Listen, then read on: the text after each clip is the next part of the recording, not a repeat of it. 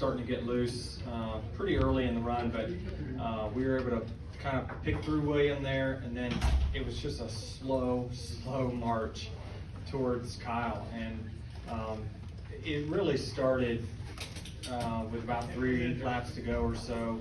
I was able to get beside him a few times, but there was one where we caught a couple lap cars, and I got to the inside of them, and the lap car chose my lane on the bottom, and that really hurt us. I thought that was our best opportunity to pass him.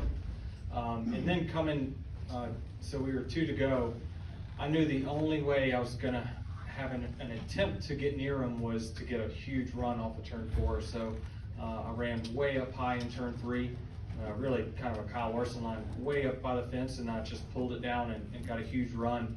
And that run down the front straightaway allowed me to pack air on him getting in the corner and get him up the racetrack so I could get beside him. And so we were both pedaling the throttle on the exit.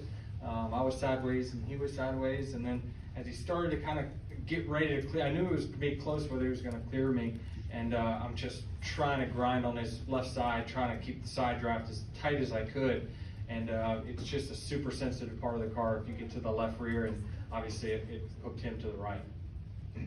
Just kind of depends who's there on the reaction you're going to get, but yeah, I mean, I don't have any reaction to it. It's Kyle's a little more popular than me, and so they're not going to like me winning.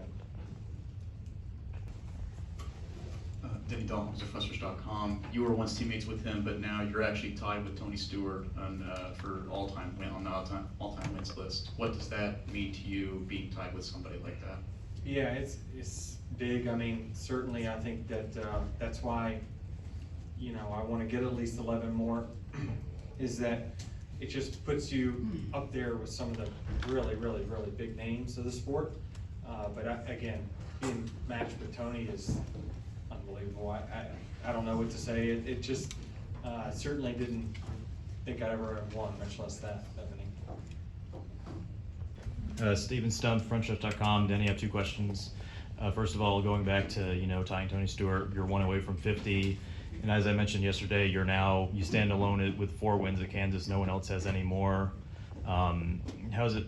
What's it like, kind of like, you know, breaking all these milestones kind of in such a short time? Yeah, I mean, it's a special place anyway, right? I got my first start here at Kansas back in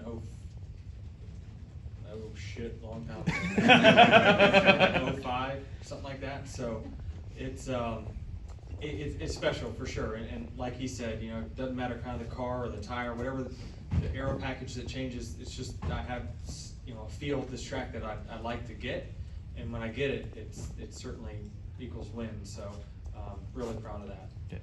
And the second question I had was, the broadcast announced that this was the most lead changes. I believe it was 37 on a 400-mile, 1.5-mile track. What was your experience from being in the car all day?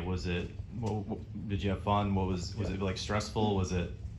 Well, I actually said over the radio on lap 5 or 6 that when we had that early caution, I was like, man, it looks like fun up front. Like I started 8th, but I kind of got to like 5th or 6th pretty quick.